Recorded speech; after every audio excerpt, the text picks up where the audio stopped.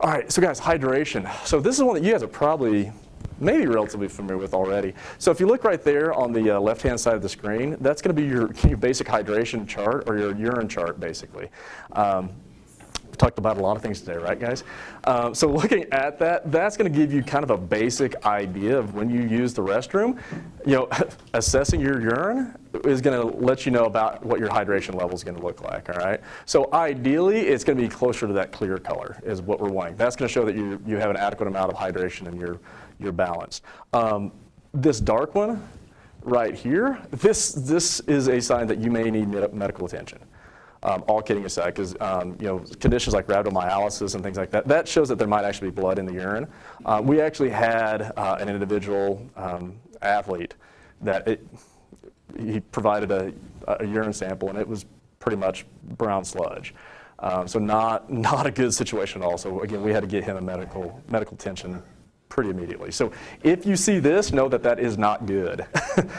Which I know that doesn't take a genius to figure out by any means that that's probably a bad deal. So again, ideal, you guys are staying up in these ranges right here. I'm seeing a lot of water bottles, which is awesome. I would say, again, try to make this a habit. Average person needs about 2 to 3 liters per day.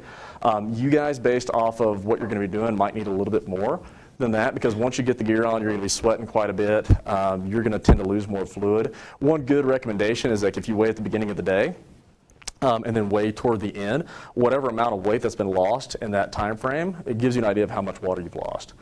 So then basically what you do is you try and replenish that. So if you've lost a pound of water, then you try and replenish that with 16 ounces, or even maybe go 20, 21 in order to rehydrate. All right. One other thing to consider on that is looking at electrolyte balance as well. So, there is a condition called hypernatremia. So when you take in too much water and basically your electrolyte concentration is fairly low. So over the course of what you guys are doing, you want to make sure that you're getting an adequate amount of electrolytes as well. Different types of electrolyte supplements. What do you guys use, or do you use anything? Yes, sir. Training National. Yes, sir. Currently using Liquid IV from Costco. Liquid IV from Costco? Okay, I haven't seen that one yet. I'll check that one out for sure. So you can have a seat. Any others? Yes, sir. Training Coleman, Gatorade, try to water it down though. Yeah, and that's a great point, because that's what I was going to bring up, is like with Gatorade.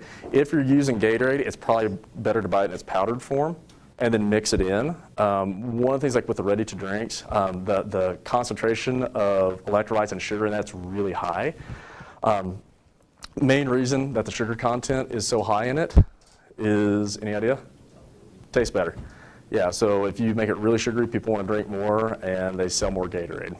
Okay, so really, you can cut that, probably in half, and be in a pretty good spot, and then fill the rest with water, and split your Gatorade in half. But that's what's probably a better option, to do the powdered form as well, because then you can kind of mix it to your own palatability. You don't have to have quite as much sugar in it. And honestly, that sugar throughout the course of the day that's in Gatorade is actually quite beneficial, because what that does is that's going to help spare that glycogen as well. So if you're getting a little bit of a little bit of sugar into your system periodically through the day and maintaining that blood sugar, then that's going to help spare that glycogen and let you sustain activity for a longer period of time. Okay, so it's not a bad thing at all. Like I said, sugar, again, is not inherently bad. It's just you don't want to get too much of it. Okay. Looking at this, we kind of talked about all these. So, and this is the one thing, is this is where I get back into the whole, just because you're standing in the garage doesn't make you a car. During the day, I can give you guidelines based off athletic performance about how often you should be drinking water. The thing about it is, like, once you guys get the gear on and once you get out there, it may not be real conducive, all right? So, here it talks about, drink 1 to 2 cups 20 to 30 minutes before exercise or training, which is doable. And then it says drink 1 to 2 cups every hour as a habit. So that may not be possible on some days. So again, that's what I would encourage you to do, is like be cognizant of how much you're taking in, and then throughout the course of the day, try and balance that out as best you can. All right. I think, as we said before, like aspiration-wise, it's good to aim for that, but you're going to get caught in the middle of stuff, and you may not have that opportunity. I will say this: if you come into a situation already dehydrated, that's a really bad situation. So just make sure that anytime you're entering in those activities, you're already hydrated. So as we said before, your threshold is higher before you run into an issue, okay? All right, so general nutrition strategies. So guys, I found these websites for you to kind of take a look at, and hopefully this is somewhat helpful. Looking at this one right here, so exrx.net, we use this one quite a bit with our students at the university.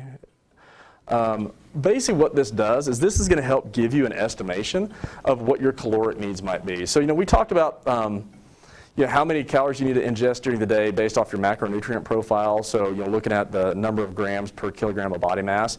You can actually calculate that out and kind of get a basic framework on that. Usually what I do is I'll usually have two methods to kind of corroborate that I'm in the right ballpark.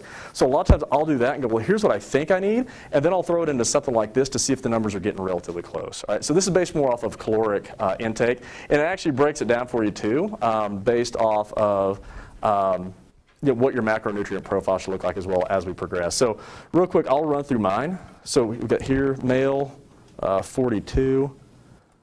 I know you're shocked, right? Roughly 180 pounds. Okay. Activity level. All right. So this is the one that people struggle with the most, is usually people overestimate what they're actually doing. All right, so we all think we probably work harder than what we do. You guys might actually be the exception because you're going to be working pretty hard. But for me, so I train an hour to an hour and a half a day, working out wise, really hard. I say moderate to high intensity. All right, so with that, I'm going to give myself, maybe we'll just go heavy for 1 hour. All right, so I'm a university professor now. All right, so I got a PhD in teaching people how to jump high and run fast and how to stay healthy. And I sit at the computer probably 8 hours a day now. All right, so my activity level outside of that hour and a half reprieve that I get is pretty darn low. All right, so looking at that, I would venture to say that resting, I'm probably spending, let's just say 19, well, let's go 18 hours, well, that's 28. That would be a lot. Okay, 18 hours a day at resting, let's say 3 at very light intensity, so 18, 19, 20, 21, 22, and then 2 at light. I think, is that 24? It's like I said before, I don't do math in front of people. There you go. So that put me at a caloric intake of about 2,400 calories a day. I can tell you now from personal experience, that's probably about right. Okay, I'm probably about 23 to 2,400 with what I do. All right, so going in and hammering it really hard for an hour in the gym, I don't need to be taking in 3,000 to 5,000 calories a day. All right. With what you guys are going to be doing, it's going to be a little bit different, especially during this time frame. Now, once you get out, that's where it gets more variable because you don't ever know, right? So what this does is this helps establish some baselines for you and helps give you kind of a basic idea of what you might need to be doing, just as an overall general practice, but then recognize that as different activities increase or as you have events that are going to be relatively strenuous, this macronutrient profile may have to change a little bit. Okay, if you know what you're normally doing and all of a sudden you get caught and you have a day it's like, ooh, this is a lot harder day than I thought, you can go, you know what, I better throw in an extra snack here that's 200-300 calories just to help sustain me. All right, so again, just having that awareness is going to help you make better decisions in the long run. Does that make sense? Yes, sir. Awesome. Let me close that, and we'll open another one. Really good that didn't shut everything down. Okay, so once you've done that, you can actually go back to the site, and it's giving you some food exchanges. All right, so if you don't want to think in terms of calories, this is going to give you some ideas of about how many calories are in different types of food. It's going to give you also an idea of how many grams of carbs, protein, and fats are in them as well. All right, so basically what this does is this kind of creates a down and dirty list for you. So when you're going out and grocery shopping, this gives you some ideas of things that you need to maybe pick up that'll kind of make this process easier, all right, just from a planning perspective. Once you've seen that, you kind of choose what foods best suit you and your palate, as well as your nutritional needs. Then you can go to this exchanges calculator. All right, so based off this can kind of help you plan out what your eating profile might look like for the day. All right, so on this one, starches. So let's say we're going to have 6 carbohydrates that would be considered starches. Vegetables, I'm going to go, we'll say 4. Fruit, we'll say 3. Milk, we'll say 2. Meat, 10. Just kidding. Bacon counts kind of as meat. It's more fat, probably. And then fats, we're going to go 4. All right. So I'm going to calculate that out. All right. So based off of that profile, where are my calories at? 1259. So I'm about 1,200 off of where I should have been based off that other chart as far as how many calories I need to ingest during the day. Look at the macronutrient profile. 57% carbs, 27 protein, 16 fat. So what does that mean?